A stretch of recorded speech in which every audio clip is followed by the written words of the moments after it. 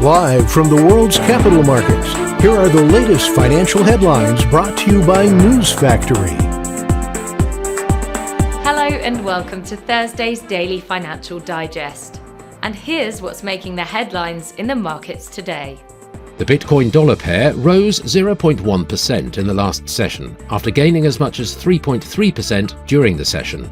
The Williams indicator is giving a negative signal. The euro-dollar pair rose 0.5% in the last session. The CCI indicates an overbought market. The last session saw the pound gain 0.5% against the dollar. The CCI indicates an overbought market. The last session saw the Aussie rise 0.3% against the dollar. The Williams indicator indicates an overbought market. And now let's hear what our chief analyst picked up for us today. After 2 straight record-breaking years, investors that profited from booming oil stocks are now betting on a temporary retreat as recession threatens economies in the United States and Europe.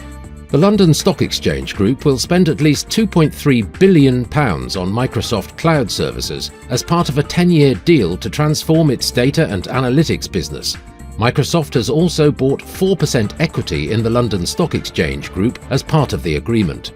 Coinbase's prime broker platform, Coinbase Prime, has received 2 system and organization control attestation reports that verify that an organization follows industry best practices. Those were today's major economic events. And now, moving on to world financial headlines.